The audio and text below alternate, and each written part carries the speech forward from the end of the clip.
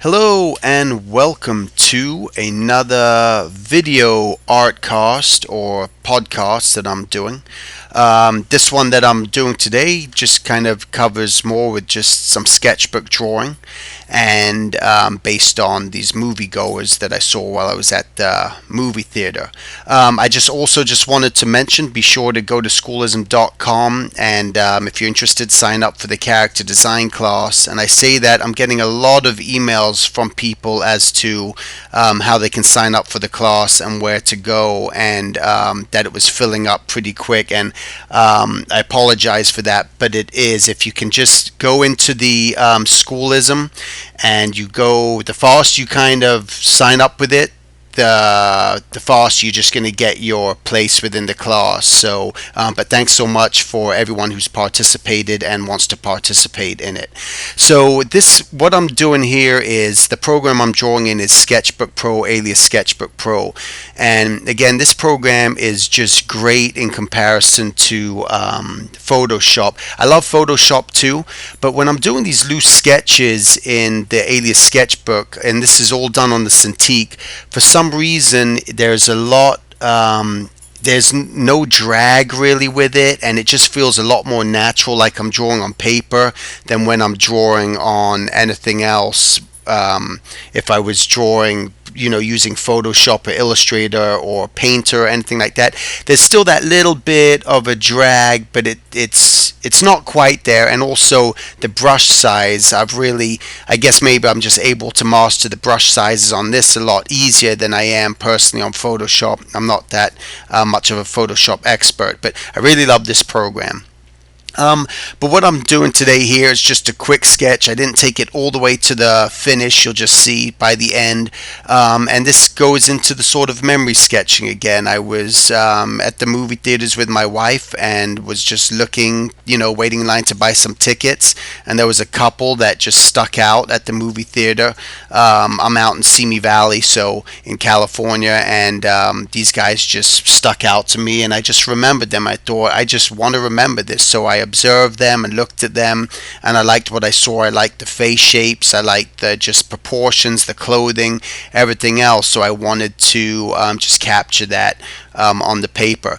But the big lesson today that I just really want to cover, as I do a lot of the conventions that I go to, and I meet a lot of different students, and I look at a lot of different portfolios, and once again, one of the big things that I want to stress again is really the importance of drawing from life and capturing life, and how important that is.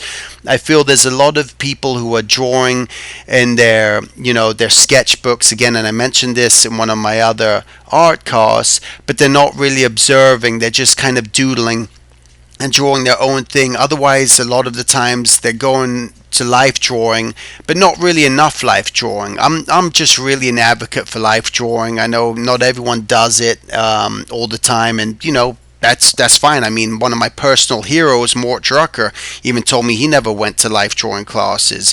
So it's one of those things where it's not for everyone, but I do really believe that it's a really important thing to do if you want to just kind of build up your chops in drawing, especially if you want to be a designer or an animator or anything else. And even if you want to go into CG animation, whatever it may be, I think you need to learn how to draw from life and capture people and capture just the proportions and feeling of people and understand how that works. Because looking at a lot of these students' portfolios, I find that there was just a lot of I don't want to say anatomy missing, but a lot of the structure and a lot of the rhythms and a lot of the balance and everything that's important for animation or character design especially was sort of lacking in the drawings. And I just wanted to say again how important it is. One of the things that I do, and I've stressed this in my new book that I just came out with, Life, which is about dealing with life drawing and drawing what's in front of you. And what it is just really to, when you're in life drawing class, is really all about not so much using that model in front of you just to copy everything that you see about that model. There is, I believe, that time where you do need to do that, where you do need to study the model that's in front of you, but you really want to switch it. So if you look at the models in front of you, learn about the anatomy, learn about from the lighting and the composition of the figure, the balance, the perspective, and try to capture all these things, but use that as one particular lesson. And then another time when you go to life drawing, this is why I particularly stress, go to life drawing more than once a week if you can, but stagger it each week. So the next week, just use the model that's in front of you as reference, and use them as, just look at them and observe what they're doing, what's the story, what is that figure saying, and then just occasionally look back up at the model. You don't need to kind of lift your head up and get whiplash, just constantly trying to capture every little nuance, because again, I see some beautiful life drawing in people's sketchbooks, and then I look at their portfolios where I look at their character designs, and all that life and all that energy and everything that was in it is now gone.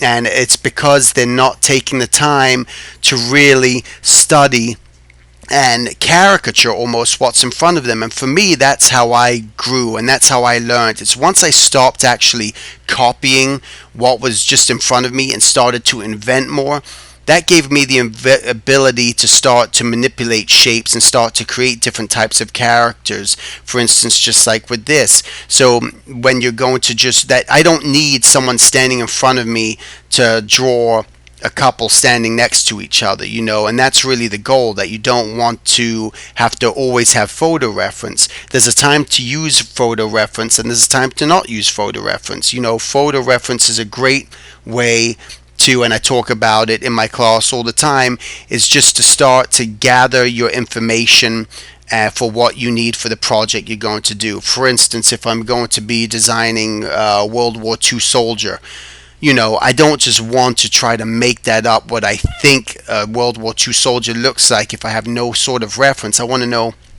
what sort of helmets they wore, what sort of clothing, what sort of sidearm. I don't want to be mixing, a gun from 2008 with the weapons they were using back then. So it's very important. Like I said, there's a time and place to use reference, especially in design. I use reference all the time. If I'm going to design a crocodile, I'll grab crocodile reference instead of trying to pretend that I know what one looks like, even though I've seen one many times. But it's just one of those things. But for this sort of sketching, and if you're going to be doing illustration, and if you're drawing for magazines, you're going to be doing greeting cards, whatever it is you wish to do in your life as an artist, I think it's just a very important foundation that you kind of do go to life drawing and study it, and also just draw a lot from life. Draw within your sketchbook and everything else that you're going to do, which is just going to help you grow as an artist. So what I've been doing here is I just started off real loosely with just like a light blue pencil, doing my shape, trying to capture everything that I wanted. Then from there, what I like to do sometimes is just block in my shapes for my character. I just like to throw that in there just so that I can kind of see where I'm at. And again, I don't want to trace, and I talked about this in one of my other classes, is that one of my other art casts, I believe, is that I don't just want to trace what I'm doing here. I want to you always want to have that room to invent and grow as you kind of go along, and don't feel like you just need to trace that exact line that you did, because that's when you can start to lose life in your drawing. And everyone's going to try different things, but the most important thing is to just really experiment with what it is you're trying to achieve here. And this may not be the right way for everyone. This has just happened to be a little approach that I do and that I like to go with every now and again. So with that said, thanks again for watching this video. If you're interested again in signing up for my character design class, please go to schoolism.com and you can sign up. And if you're interested in any of my books that I have, you can go to silvertoons.com. So thanks again for watching this, and I personally look forward to doing the next one. Have a good day.